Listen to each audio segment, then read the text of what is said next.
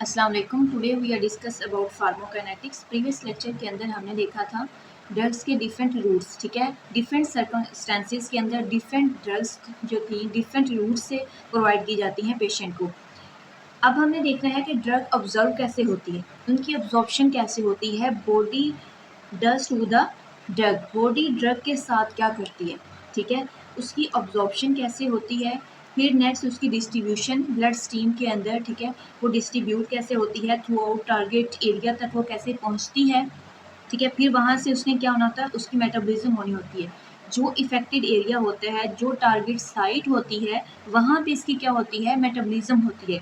Metabolism होने के बाद वहाँ पे जो इसका इफेक्टेड जो पोटेंसी होती है, जो इफेक्टेड उसका साइट होता है, इफेक्ट होता है ड्रग का, वो शो होता है। उसके बाद क्या है, जो वेस्ट प्रोडक्ट होते हैं ड्रग के, जो हमारी बॉडी के लिए रिक्वायर नहीं होते हैं, उनको एलिमिनेट या एक्सक्रीट कर दिया जाता है बॉडी से, ठीक है।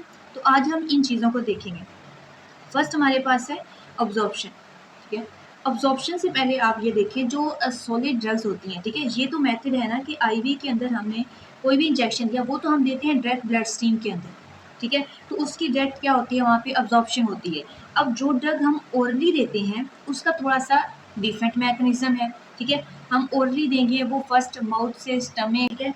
अब स्टमक से देन हो सकता है वो स्टमक के लिए ना बनी हो, ठीक है। कुछ मेडिसिन जो होती हैं वो कोट की होती हैं, उन्होंने जाके डिजोल्व कहाँ होना होता है, स्टमक के अंदर। अच्छा, एक बात यहाँ पे ऑब्जॉर्प्शन से पहले ना, जब हम कोई सॉलिड मेडिसिन देते हैं, इट मीन टैबलेट की फॉर्म में या कैप्सूल की फॉर्म में जब कोई भी जाती है मेडिसिन, तो वो फर्स्ट होती है डिजोल्व, ठीक है।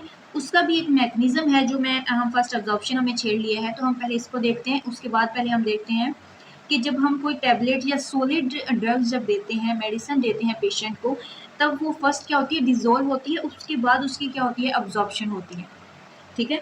तो स्टमक को कुछ मेडिसिन इरिटेट होती हैं इसके एसिड की वजह से, ठीक है, या वो स्टमक को इरिटेट करती हैं, या स्टमक उनको जो है डिस्टर्ब कर रहा होता है, उनकी कोटिंग को डिस्टर्ब कर रहा होता है, तो उनको कोट कर दिया जाता है ताकि ये डिजोल्व भी उसी स्पेसिफिक एरिया में जाके हों जहाँ जिसके लिए ये डिज़ाइन की गई है, ठीक है।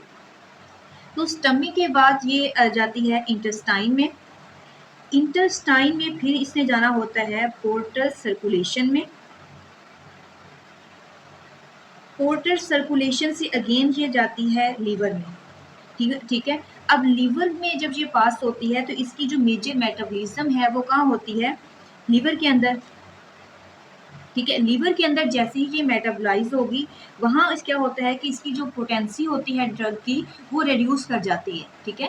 क्योंकि देखिए स्टमक पे पहले स्टमक में आया, स्टमक से बाद इंटेस्टाइन में गया, तो इतने जब प्रोसेस से मेडिसिन को गुजरना पड़ता है, तब उसकी पोटेंसी या उसका अब्जॉर्प्शन रेट क्या हो जाता है, थोड़ा डिक्रीज हो जाता है, ठीक है। लीवर के बाद जब वो जाएगी सिस्टमेटिक सर्कुलेशन में, जब वो सिस्टमेटिक सर्कुलेशन में जाएगी, उसके बाद फिर उसने उस इफेक्टेड एरिया तक पहुंचना होता है, टिश्यू तक पहुंचना होता है, ठीक है।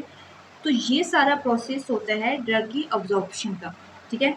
इसके बाद फिर जाके क्या होती है, ड्रग क्या होती है, अब्जॉर्ब होती है। तो ये जब हम ओरली मेडिसिन लेते हैं ये तब होता है, और जब हम वेन में इंसर्ट करते हैं, एडमिनिस्ट्रेट करते हैं मेडिसिन या इंजेक्शन कोई भी, तो वो तो डायरेक्ट ब्लड सिस्टमेटिक सर्कुलेशन में हुआ, उसकी अब्जॉर्प्शन वहीं पे होते हो जाती है। तो इसी वजह से कहते हैं जो आईवी इंजेक्शन दिया जाता है वो 100% उसकी अब्जॉर्प्शन होती है, क्योंकि उसे इतने मैकेनिज्म से, इतने प्रोसेस से गुजरना नहीं पड़ता है, ठीक है। तो नेक्स्ट हम फर्स्ट देखते हैं, ये होगी अब्जॉर्प्शन, ठीक है।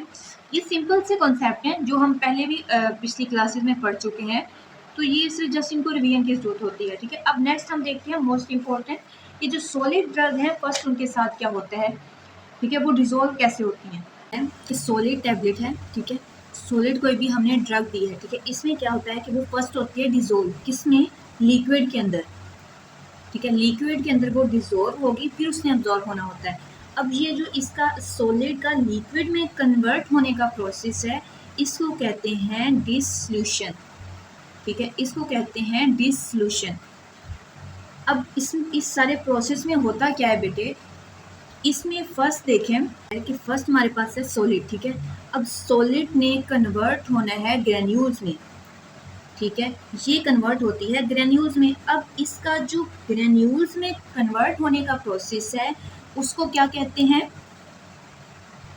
इधर कन्वर्ट होने का जो प्रोसेस है सॉलिड से ग्रैन्यूल्स में, मतलब इतने इतने पार्टिकल्स में, ठीक है, ऐसे ग्रैन्यूल्स में कन्वर्ट होगी जिसको कहते हैं डिसइंटीग्रेशन, ठीक है, डिसइंटीग्रेशन।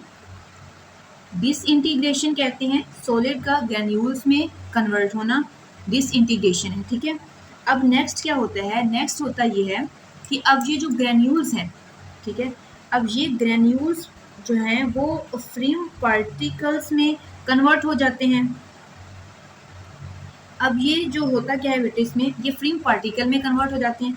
अब जो फ्रीम पार्टिकल ग्रैन्यूल से फ्रीम पार्टिकल में कन्वर्ट होने का प्रोसेस है, इसको कहते हैं डिसएग्रीगेशन, ठीक है। अब जो ये पार्टिकल्स हैं ये कन्वर्ट होंगे सॉल्यूशन में, ठीक है। अब सॉल्यूशन में ये कन्वर्ट होने के प्रोसेस को हमने ऊपर अभी पढ़ा, क्या कहते हैं, डिसोल्यूशन, ठीक है। अब ये सॉल्यूशन जब इसका बन जाता है, लिक्विड फॉर्म में आ जाती है, तब ये क्या होती है, इसकी अब्जॉर्प्शन होती है, ठीक है, ब्लड स्ट्रीम के अंदर, फिर वो टारगेट एरिया में जाती है, वहाँ जाके मेटाबोलाइज होती है, ठीक है। तो अब्जॉर्प्शन हम देख चुके कि उसका सॉलिड से लिक्विड में कन्वर्ट हुई, फिर क्या हुई, अब्जॉर्प्शन हुई। अब्जॉर्प्शन उसकी होने के बाद अब उससे क्या होना है, ड्रग ने डिस्ट्रीब्यूट होना है, ठीक है, इफेक्टेड एरिया तक पहुंचना है। तो ये मैकेनिज्म था सॉलिड के लिए। जब लिक्विड होता है, जब हम उसे डायरेक्ट ब्लड स्ट्रीम में देते हैं, ओरली देते हैं, तो उसका ये रूट होता है, ठीक है। और स्टमक में जाएगी, इंटेस्टाइन में, इंटेस्टाइन के बाद पोर्टर सर्कुलेशन, पोर्टर से लिवर में मेटाबोलाइज होने के बाद वो सिस्टमैटिक सर्कुलेशन में जाती है, ठीक है। और जब आईवी देती हैं वो तो डायरेक्ट ब्लड स्ट्रीम में है, इट मीन वो सिस्टमैटिक सर्कुलेशन के अंदर है, तो इट मीन्स वो वहीं पे क्या होती है, उसकी एब्जॉर्प्शन होती है, 100% होती है। नेक्स्ट सॉलिड आता है। सॉलिड हम टैबलेट्स जो हैं वो इस प्रोसेस से है, पहले क्या है, उनको डिसोल्यूशन किया जाता है, ठीक है, वो डिजोल्व होती हैं, डिजोल्व होने के बाद उनकी क्या होती है, अब्जॉर्प्शन होती है, ठीक है, ब्लड स्ट्रीम के अंदर, फिर वो नेक्स्ट क्या होती है, डिस्ट्रीब्यूट होती हैं। अब हमारा नेक्स्ट पॉइंट क्या है, मैकेनिज्म ऑफ अब्जॉर्प्शन। अब हमने देख लिया यहाँ पे वो ऑब्जर्व हो रही है, अब इसको ऑब्जर्व होने के लिए बायोलॉजिकल मेम्ब्रेन से पास होना पड़ता है, ठीक है। जो ड्रग है उसको बॉडी के अंदर अब्जॉर्व होने में, डिस्ट्रीब्यूट होने के लिए, मेटाबॉलिज्म उसकी मेटाबलाइज होने के लिए, और फिर बॉडी से एक्सक्रीट एलिमिनेट करने के लिए कुछ प्रोसेस से, कुछ मैकेनिज्म से गुजरना पड़ता है। अब वो मैकेनिज्म क्या है कि ये जो लिपिड बाइलेयर की मेम्ब्रेन्स होती हैं, जिन्हें बायोलॉजिकल मेम्ब्रेन कहा जाता है, इन्हें इसके थ्रू पास होना होता है, ठीक है। इस प्रोसेस के पास होने के लिए हमारे पास 2 से 3 पॉइंट्स हैं जिनको हम डिस्कस करेंगे। जो फर्स्ट हमारे पास आ जाता है पैसिव डिफ्यूजन। अब पैसिव डिफ्यूजन में क्या होता है, बेसिकली जो पैसिव डिफ्यूजन है ना, पैसिव डिफ्यूजन जो होती है वो कंसंट्रेशन ग्रेडियंट होता है, ठीक है। उसमें क्या होता है, जो ड्रग्स हैं वो मूव करती हैं हाई कंसंट्रेशन से लो कंसंट्रेशन की तरफ, ठीक है, हायर से मूव करती हैं लोअर की तरफ। तो जब हाई से लो की तरफ मूव करती हैं तो इन्हें हाई की तरफ लो में मूव करने के लिए किसी भी तरह का कोई कैरियर, कोई एनर्जी, कोई एटीपी, कोई सपोर्ट नहीं चाहिए होती, ठीक है। तो इसे कहते हैं पैसिव डिफ्यूजन। इसको उन्होंने 2 फॉर्म में कन्वर्ट कर दिया। फर्स्ट वो कहते हैं कि इसको कहते हैं एक्वस डिफ्यूजन, ठीक है। अब एक्वस डिफ्यूजन क्या बोला है, एक्वस डिफ्यूजन होता है मेम्ब्रेन के पोर्स में से ड्रग का पास होना। फॉर एग्जांपल आप यूँ समझ लें, ये मेम्ब्रेन है, ठीक है, इसे बायोलॉजिकल मेम्ब्रेन कहते हैं। अब इसने यहाँ पे पड़े हुए हैं टिश्यू, ठीक है। अब इस टिश्यू तक पहुँचने के लिए उसे ये जो पोर्स हैं सेंटर के अंदर, इसमें से गुजरना पड़ेगा। इसमें से गुजरने को कहते हैं एक्वस सॉल्यूशन। मेम्ब्रेन के पोर में से ड्रग का मूव करना क्या है, एक्वस सॉल्यूशन है, और सॉरी एक्वस जो होता है डिफ्यूजन होता है, ठीक है। और सेकंड पे वो इधर कहते हैं, एक होती है लिपिड डिफ्यूजन।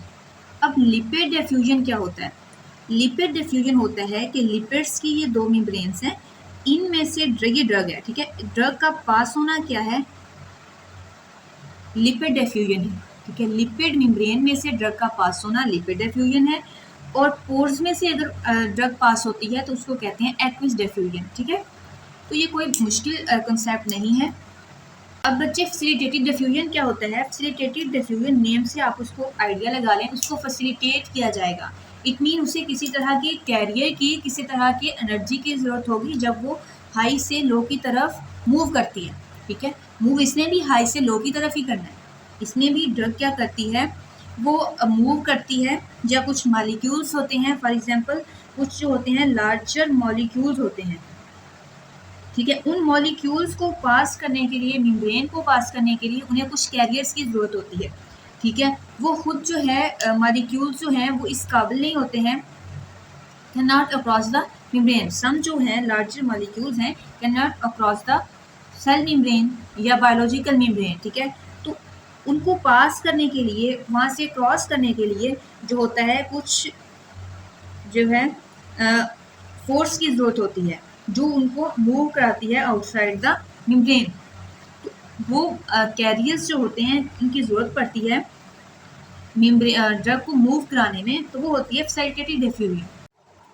तो नेक्स्ट हमारे पास क्या है? Active transportation. एक्टिव ट्रांसपोर्टेशन जो होता है वो अगेंस्ट होती है कंसंट्रेशन ग्रेडियंट के, ठीक है। इसको मूव कराने के लिए जो होता है एटीपी की ज़रूरत होती है, एनर्जी की ज़रूरत होती है, कैरियर्स की ज़रूरत होती है जो इन मॉलिक्यूल्स को जो है वो मूव कराती है, ठीक है।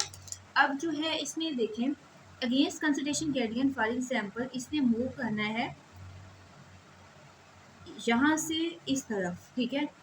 जो कह लें कि लो कंसंट्रेशन से हाई की तरफ मूव करना है। जब लो कंसंट्रेशन से हाई की तरफ मूव करते हैं तो लो से हाई की तरफ मूव करने के लिए कुछ फोर्स की, कुछ एनर्जी की, कुछ एटीपी की ज़रूरत होती है, ठीक है, जो मॉलिक्यूल्स को लोअर से हायर की तरफ मूव कराती है, ठीक है। तो वो होती है एक्टिव ट्रांसपोर्टेशन।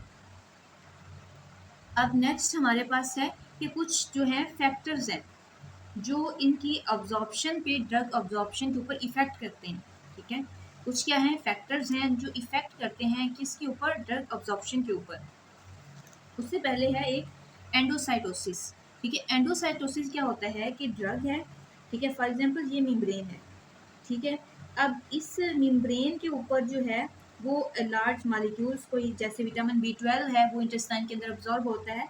ये ऐसे मेम्ब्रेन के ऊपर आता है। मेम्ब्रेन एज ए वेजिकल इसको अंदर इनगल्फ कर लेती है। इनगल्फ करके वो आउटसाइड बॉडी जो है उसको रिमूव कर देती है। तो ये यूज़ किया जाता है। प्रोसेस कब होता है? जब एलिमिनेट करना होता है ड्रग को बॉडी से, ठीक है। ड्रग का वो पार्ट जो अब्जॉर्ब हो गया, ठीक है, वो अब्जॉर्ब हो गया, ठीक है, वो अपना इफेक्ट करेगा, ठीक है। अब जो पीछे बच गया, जो हमारी बॉडी के लिए ज़रूरी नहीं है, ठीक है, वेस्ट प्रोडक्ट जिसे कह लें, अब उसको रिमूव कराना है तो वो एंडोसाइटोसिस या एक्सोसाइटोसिस के प्रोसेस के थ्रू उसको बॉडी से एलिमिनेट कर दिया जाता है, ठीक है। पेज नंबर जो है बुक का आई थिंक 6 है, उसके ऊपर साथ में बॉक्सेस बने हुए हैं। बहुत अच्छा एक्सप्लेन किया है लिपन कोड के अंदर, आप वहाँ से भी हेल्प ले सकते हैं, ठीक है। अब नेक्स्ट हमने देखने हैं कि कुछ ऐसे फैक्टर्स हैं जो इफेक्ट करते हैं ड्रग अब्जॉर्प्शन के ऊपर।